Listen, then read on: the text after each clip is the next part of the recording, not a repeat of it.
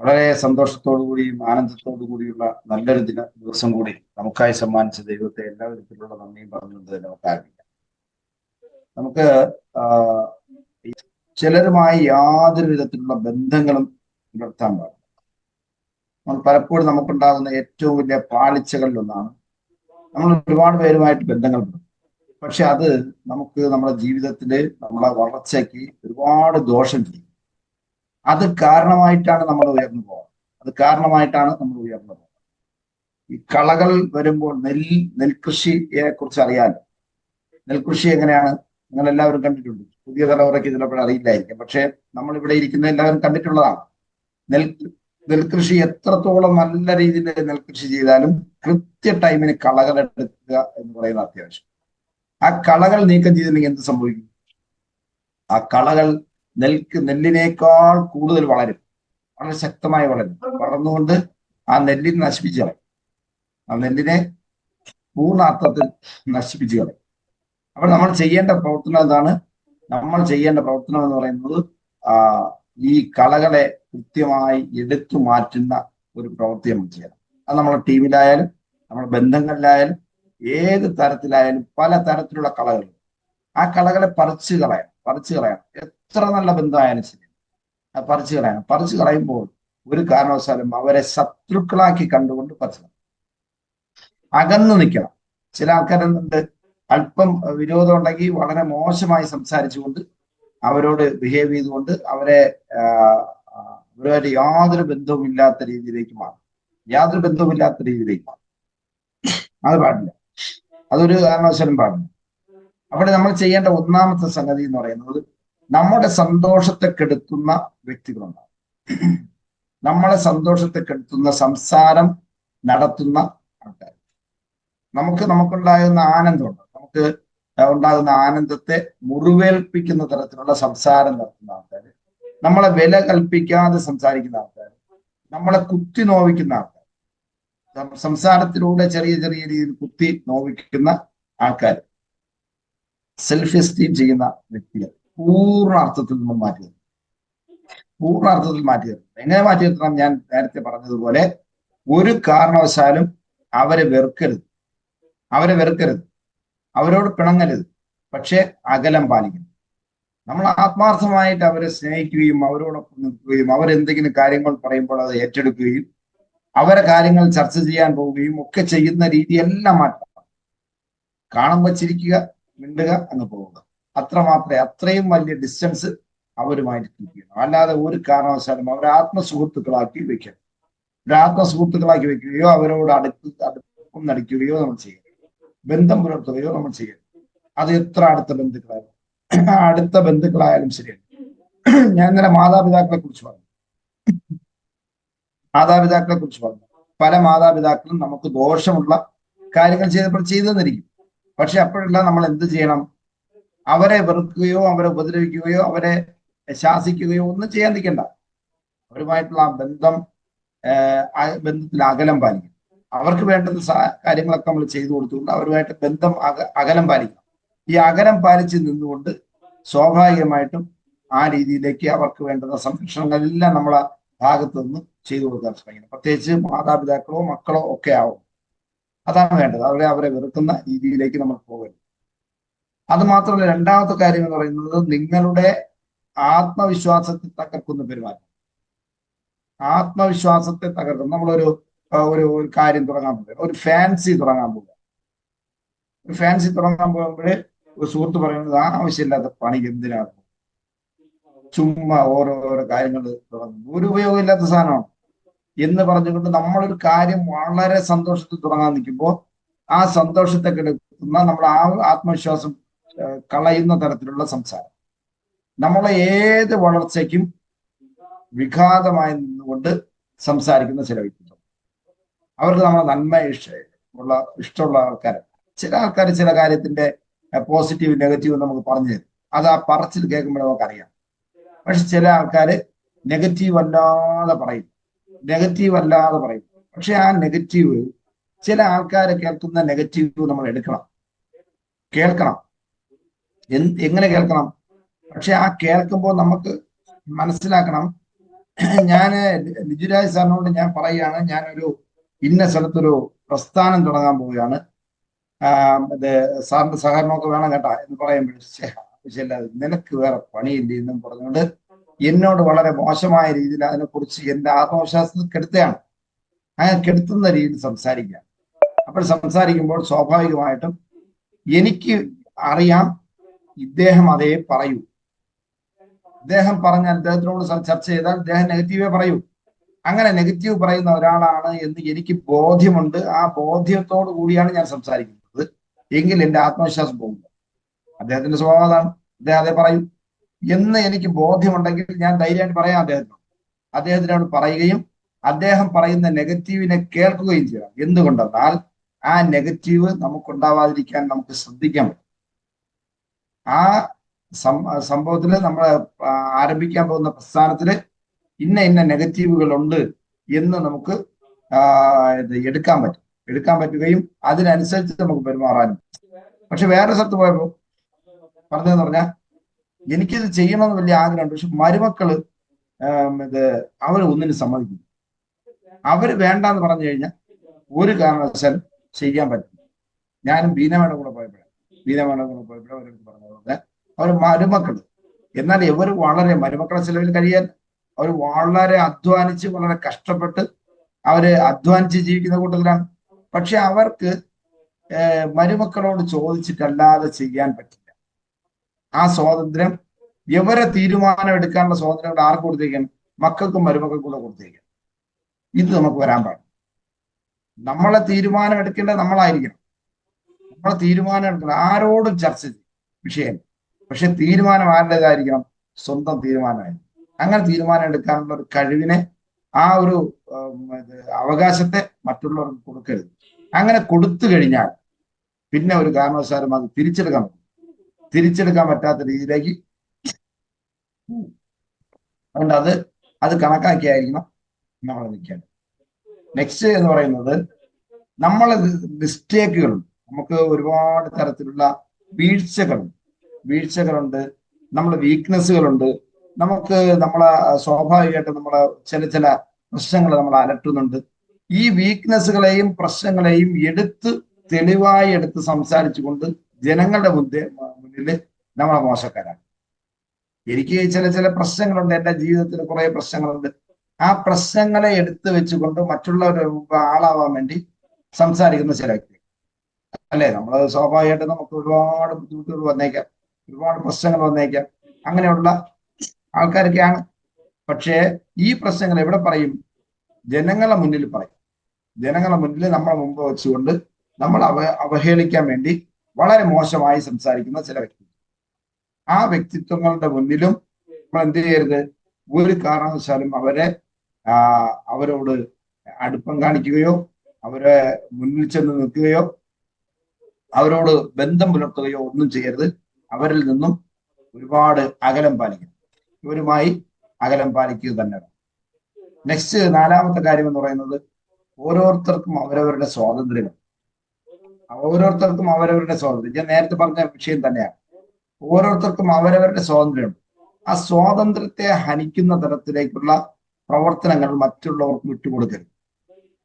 അത് ഒരു കാരണവശാലും നമ്മുടെ സ്വാതന്ത്ര്യം നമുക്കുള്ളതാണ്. ആ സ്വാതന്ത്ര്യം, പക്ഷെ നമുക്ക് സ്വാതന്ത്ര്യം ഉണ്ട് എങ്കിലും ആരോ പറയുന്നത് കേട്ടിട്ടുണ്ട്, നമ്മുടെ സ്വാതന്ത്ര്യം എവിടം വരെ ആയിരിക്കണം? മറ്റൊരാളവന്റെ മുന്നിൽ നിൽക്കുന്നവന്റെ മൂക്കിന്റെ തുമ്പ് വരെ വരാവും സ്വാതന്ത്ര്യം. ഞാൻ കാഞ്ഞ് കൈവീശിയാണ്, എന്റെ സ്വാതന്ത്ര്യമാണ്, ഞാൻ ഇവിടെ ഇന്ത്യ മഹാരാജ്യത്ത് ജീവിക്കുകയാണ്, എനിക്ക് എന്തും ചെയ്യാം എന്നുള്ള രീതിയിൽ ഞാൻ കൈ ആഞ്ഞ് വീശുമ്പോഴേ അവിടെ നിന്ന ആളുടെ പെടലിയിലാണ് കൊള്ളുന്നത്, അല്ലെങ്കിൽ മുഖത്താണ് കൊള്ളുന്നത്. ഞാൻ എന്റെ കൈ വീശുന്ന സ്ഥലത്ത് നീ വന്ന് നിന്നതിന് എന്ന് ചോദിക്കാനുള്ള സ്വാതന്ത്ര്യം നമുക്കുണ്ടാവും? ഇല്ല. നമുക്ക് സ്വാതന്ത്ര്യമുണ്ട്, പക്ഷെ അതിനൊരു പരിധിയുണ്ട്.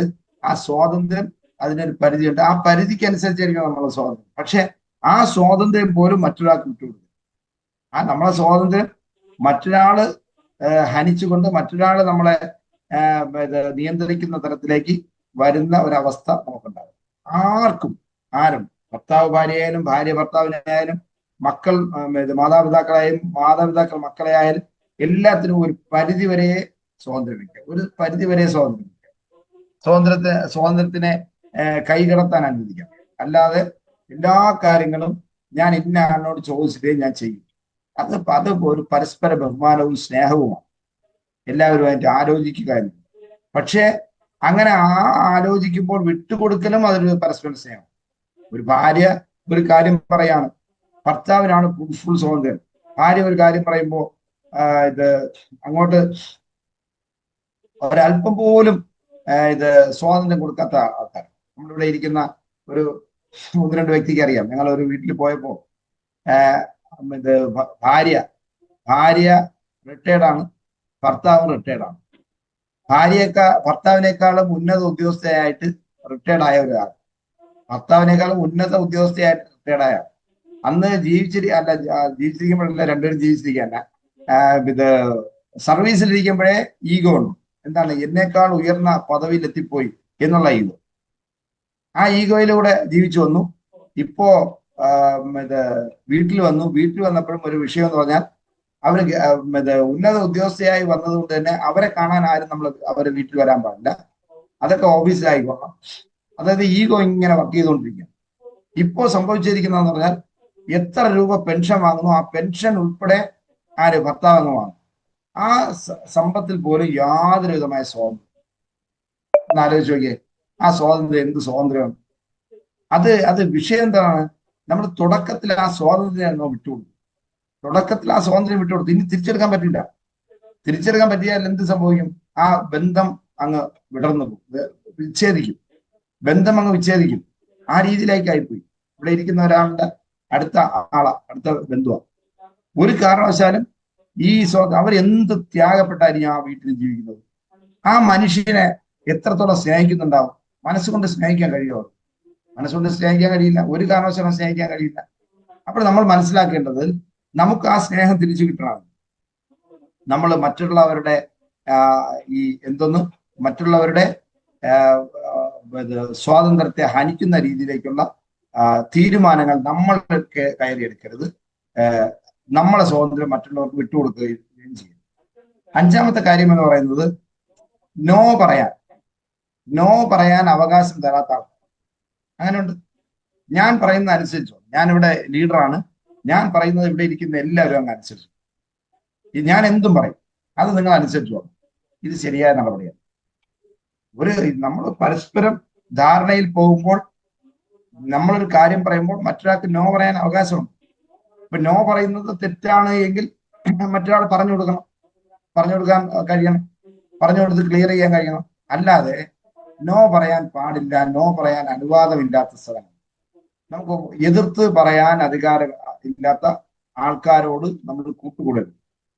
നമുക്ക് എതിർത്ത് പറയാനും കഴിയണം, പരസ്പരം ചർച്ച ചെയ്യാനും കഴിയും. ഏത് വിഷയത്തെക്കുറിച്ചും പരസ്പരം ചർച്ച ചെയ്ത് തീരുമാനമെടുക്കണം. ഒരു വിഷയത്തെക്കുറിച്ച് ഞാൻ ഇന്ന് ഒരു കാര്യം പറയാം. നമുക്ക് എല്ലാവരും അനുസരിക്കേണ്ട ഇന്ന കാര്യങ്ങളുണ്ടെന്ന് പറയുമ്പോൾ സ്വാഭാവികമായിട്ടും ഇവിടെ ഇരിക്കുന്ന ഏറ്റവും പ്രായം കുറഞ്ഞ ആള് പോലും, ഇവിടെ റമീസാണ് ഇരിക്കുന്നത്, പ്രായം കുറഞ്ഞായ റമീസ് പറയാണ് ഇന്ന കാര്യം പറഞ്ഞത് തെറ്റാണ് എന്ന് പറയാൻ കഴിയണം. ആ തെറ്റാണ് എന്ന് പറയുമ്പോൾ ഒരു ലീഡർ, ചില ലീഡർഷിപ്പിലുള്ള ആൾക്കാരോട് അവർ ചെയ്ത തെറ്റുകൾ പറയുന്നത് ഇഷ്ടമല്ല, ചെയ്യുന്ന തെറ്റുകൾ പറയുന്നത് ഇഷ്ടമല്ല. പക്ഷെ ഒരു കാര്യമുണ്ട്, തെറ്റുകൾ എവിടെയാണ് സൂചിപ്പിക്കേണ്ടത്? അത് തെറ്റാണ്, അവരെ ഇൻസൾട്ട് ചെയ്യാൻ സാധ്യത ഉണ്ട് എങ്കിൽ രഹസ്യമായ ചെയ്യാം. അത് പറയുന്നത് രഹസ്യമായ പറയാവൂ. സാറേ, ഇന്ന ഒരു പ്രശ്നം വരാൻ സാധ്യത ഉണ്ടല്ലോ, അത് വേണോ എന്ന് അവരുമായിട്ട് ഡിസ്കസ്. അത് പാടില്ല എന്ന് അങ്ങനെയല്ല പറയേണ്ടത്. ഇത് ഇന്ന വിഷയങ്ങൾ ഉള്ളതുപോലെ എനിക്ക് തോന്നുന്നു, നമുക്കതൊന്ന് പുനർവിചിന്തനം നടത്തിക്കൂടെ എന്ന് നമുക്ക് ഡിസ്കസ് ചെയ്യാം. എങ്ങനെ? നേരിട്ട് പറയാൻ കഴിഞ്ഞാൽ അത്രയും നല്ലത്. ഇനി അതല്ല, പൊതുവേദിയിൽ പറയുമ്പോൾ പറയാം, സാറേ ഇന്നത് പ്രശ്നം വരാൻ സാധ്യതയില്ലേ എന്നൊരു സംശയത്തോടെ ചോദിക്കും. അല്ലാതെ അത് എതിർത്ത് പറയുന്നത്. ലിജിരാജ് സാർ ഇവിടെ വന്നിട്ട് ഒരു കാര്യം ഇംപ്ലിമെന്റ് ചെയ്യാൻ ശ്രമിക്കുകയാണ്, ഇംപ്ലിമെന്റ് ചെയ്യാനായിട്ട് ഒരു കാര്യം പറയുമ്പോൾ ഞാൻ അടച്ചാക്ഷേപിച്ചു, അതൊന്നും ശരിയാവില്ല, ആവശ്യമില്ലാത്ത കാര്യങ്ങൾ സംസാരിക്കുന്നത് എന്ന് പറഞ്ഞുകൊണ്ട് ഒറ്റയടിക്ക് വാ അടപ്പിക്കുന്നവർ ചില ആൾക്കാരൊക്കെ അങ്ങനെയുണ്ട്. എന്തു പറഞ്ഞാലും വാ അടപ്പിക്കുന്ന രീതിയിലേക്ക് സംസാരിക്കും. ഒരു കാരണവശാലും ചെയ്യും. കാരണം മറ്റുള്ളവ എല്ലാവരുടെയും മുന്നിൽ മോശക്കാരാക്കി മാറ്റുകയാണ് ചെയ്യുന്നത്. അങ്ങനെ ചെയ്യാൻ പാടില്ല. അപ്പോൾ നോ പറയാനുള്ള ഒരു അവകാശം ഉണ്ടാവണം. പക്ഷെ ആ നോ പറയുമ്പോൾ എന്ത് സംഭവിക്കണം? മറ്റുള്ളവരെ ഹർട്ട് ചെയ്യുന്ന തരത്തിൽ നോ പറയുകയും ചെയ്തു.